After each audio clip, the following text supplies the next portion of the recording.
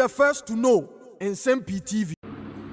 Samuel Okudzeto Ablakwa, a minister designate for foreign affairs, Kasedi, Wakakopie committee no emiato tonano, but yenanyim tum emanintimi enkonkopie office se oyeno eduma. Sanso and a honorable Samuel Nate George, and so a minister for communication, digital technology and innovation designate, so no etimi akopie mu ewo committee no anim a yatoto na no nemu yenyane no antumu na ene parliament ekọ asetena na eno na Alexander Kwame na afenyoma ken a ono minority leader esori ejina ase ebue Mr. Speaker sa yebekai a Sam George na afi Samuel Okudzeto Ablakwa etimi eba be pie mu ewo vetting committee na anim no nsema 182 dwanyina 1 assure say one evidence document a dance say some more can nyina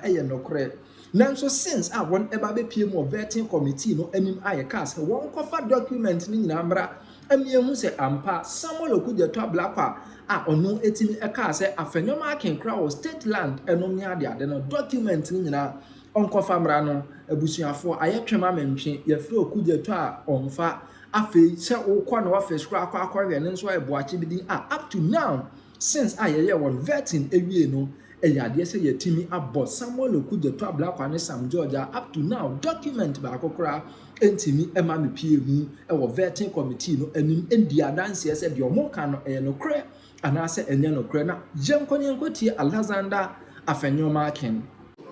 Just on the corridors, they assured me that they were chasing for those documents.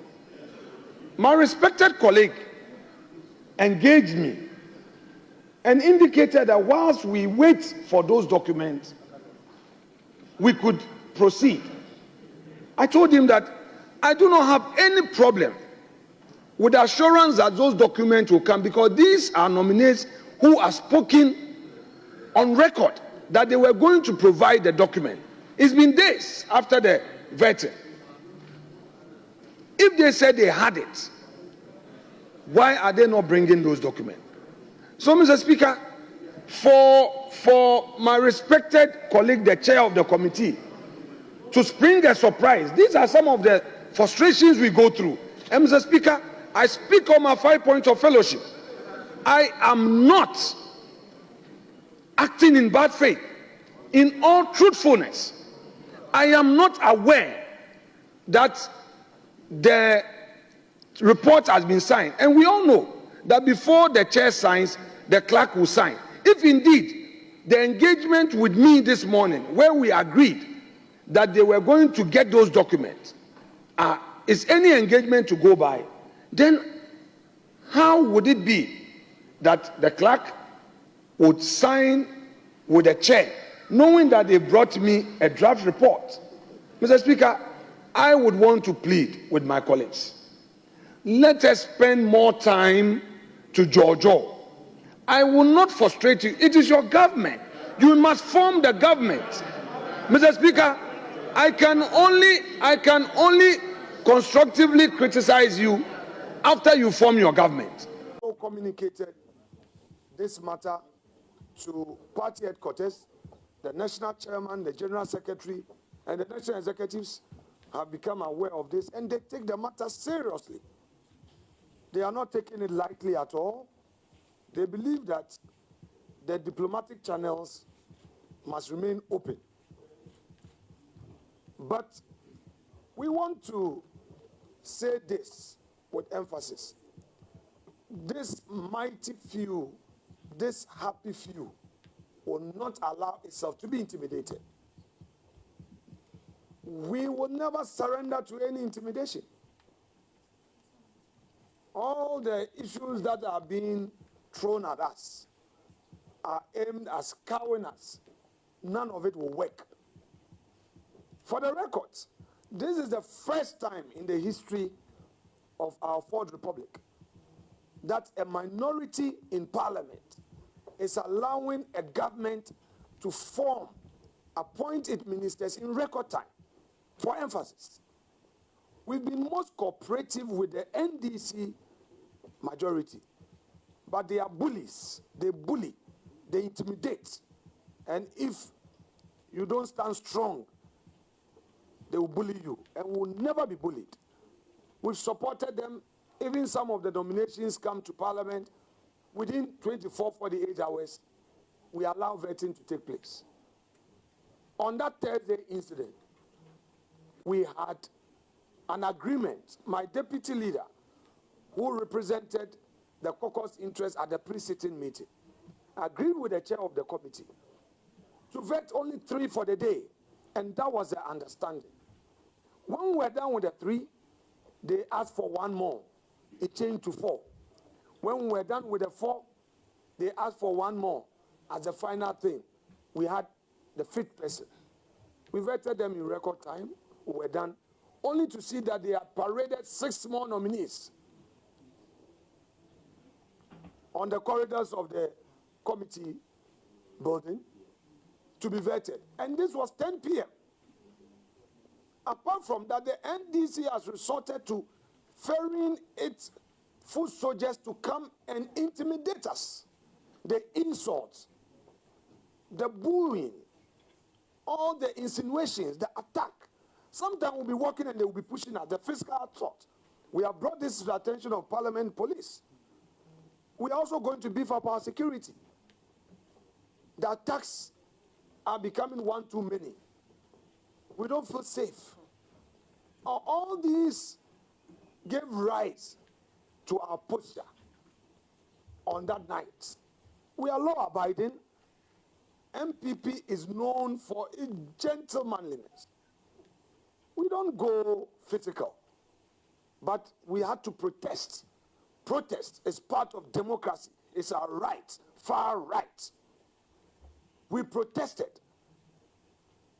Mr. Speaker, and all those who are criticizing our conduct of Thursday night should critically watch the tape, the videos. We didn't set out to destroy public property. We didn't set out to disrupt. We protested. The NDC shut the door of engagement on us. They said they were a so-called supermajority. So they have majority. Whether we like it or not, they were going to vet. Suffice to state that in all the approvals so far, it's been done because we supported them. They claim not that they claim, it's a fact. They have over 180 seats, but they haven't been able to even marshal 110 since we started sitting. The maximum they've had, and each day we count their numbers. Each day, the maximum they've gotten is 104. And you don't use 104 to take a decision. You need a minimum of 138. It has always taken our side, always present, to support them. So we have not criticized the John Mahama administration at all. We've not opposed them. In all of this, it's been consensus upon consensus. It was only Ama Kofi Buet's situation that we nearly took a secret ballot on him. Even so, he graciously beat a retreat by apologizing for his conduct, his actions against President Nana Addo Dankwa Akufo-Addo. So we've been supportive, and they know. Let me call on the majority leader, who I so much respect, who has demonstrated a top-notch diplomatic posture, to tame the wild dogs who are obstructing government business. There are some elements in the NDC in Parliament who are overly aggressive, who believe that they might have their pound of flesh. They describe themselves as the avant-garde of government business. And all others who are moving to the extreme to cool down and engage. They sometimes create the impression that they are more powerful than the chairman. For those who have been watching proceedings, anytime the chairman allows proceedings to go on smoothly, they come in to disrupt, intimidating the chairman on their own side and insulting him. Sometimes I hear they come and tell the chairman to stop me from vetting. Now let's deal with the issue of my questions. Gentlemen of the press, sometimes we don't check the records. I am inviting members of the public. Today, because of ICT, everything is on the internet. People should go and check 1997, the J.H. Mensah vetting, minority leader. They should go to Bagbin, and there I want to stay there for a while. Honorable Bagbin, MP for Nadole Kalio, and minority leader Ay3de was, grilled Kufuor's nominees for hours. Not a single nominee was spared. In my case, I've only been doing just a few of them. It's not every vetting that I participate. Sometimes I sit in my office and watch. Some of the people, we don't even ask them any questions. The few that we are taking them on, they cannot take it. They should go and check the records of their own minority leader, 2001 and 2005. They should go and watch it. The impatient, intolerant NDC. They will never tolerate the things they do to people. They can't even stand a minute of that, those. And then they should also go and check the vetting of Ay3de and Muntaka. These were two strong men who tackled our nominees.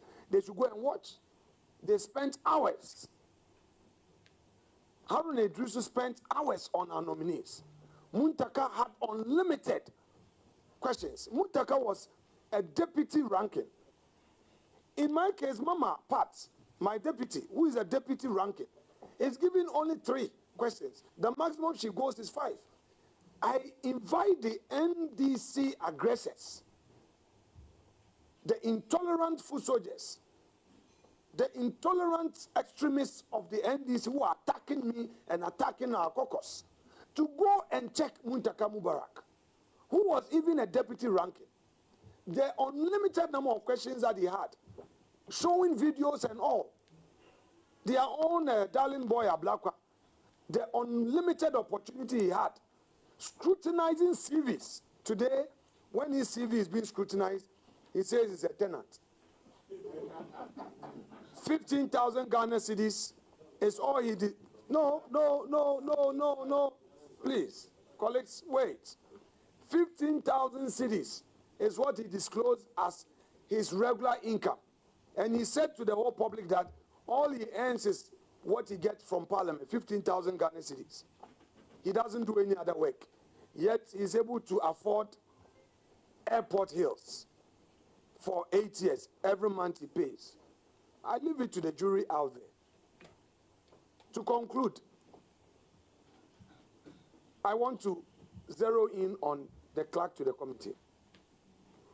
Some people are asking us why our pronouncement on the clerk to the committee. The clerk to the committee is a partisan clerk. She is not a neutral professional clerk. She's caused us a lot of discomfort. We've tolerated, accommodated her. At this point, it's getting out of hand. She advertises at midnight. As a minority leader, I am to know those to be vetted the next day ahead of time. He doesn't share that with us. A lot of times I have to manage the pain, the frustration of my members and take responsibility. Committee reports. So far, I've accommodated this. All the reports we've been debating, not a single one of them was brought to me to have a look. The practice has always been that because it is majority and minority, yes, some people are saying, wow, because we accommodate, we are very tolerant. So we don't talk about some of these things. But today, for the public to appreciate why we had to go that way, I'm explaining. The essence of the report is for us to have all our input in. This lady, who with so much respect, will do none of that. But it's the same person who was the clerk when we were in government, who insisted on getting the minorities' input. What has changed? Okoto de stand budget. Okoto de budget. MPP dia. We will not allow ourselves to be taken for granted. A clerk to committee must be professional, must be neutral. She cannot be an armchair committee clerk and claim that she's been sending people. When she knows that whenever a report is ready, she must personally hand it over to the majority leader and the minority leader. Look at it. The practice has always been that committee report must be shared by the ranking and the chair so that we all make our input. She doesn't do any of that. We've reported it to the clerk, and we hope that the clerk, after engagement, will come back to us. For now, we don't want the clerk on the appointment committee again. We, the minority, are calling on her, on the clerk to Parliament, to remove her from the appointment committee unless she's ready to turn a new leaf, to be a professional and engage us. To make matters worse, she's taken to insinuating against us on social media, particularly using her WhatsApp status. We've seen all of that. We've printed it. If she, as a clerk, wants to be an NDC activist, we expect her to resign and fully participate in the NDC politics, and not to pretend that she's a parliamentary service staff and work against us. I've been a majority leader before. I've been a leader of government business before. I know what she took us through. My deputy is here. When we received the nomination of the judges and we had to vet them, deputy leader, who was then the acting chair, got the report ready and signed it. This woman says she will never sign unless and until Dr. Atu-Forson has given her the go-ahead. That is what happened. She said she was waiting for the input of Dr. Forson. I called her severally to my office. She would gently, courteously tell me, "The leader, try and talk to Dr. Atu-Forson before." And Atu was out of the country. For her to even advertise for the Supreme Court nominees to be vetted, she needed the consent of the minority. What has changed? Indeed, we are going through difficult moments, but we will never be intimidated. A luta continua. A luta continua. We will not allow ourselves to be cowed. I repeat, the mighty few, the happy few. We are going to stand our grounds and ensure that the right thing is done, all in the national interest. We are not going to fight anybody. We are not going to disrupt and obstruct government business. So far, we have been the most cooperative in the chamber, and the NDC should applaud us for supporting them. We rest our case. Thank you very much. We are the new patriotic party. We are the new patriotic party. The elephant is away the symbol. We shall wait to save Ghana. The elephant is away the symbol. We shall wait to save Ghana. We shall wait to save Ghana, to save Ghana. We shall wait to save Ghana. The elephant is away the symbol. We shall wait to save Ghana. Oh, the elephant is away the symbol. We shall wait to save Ghana. Yenara,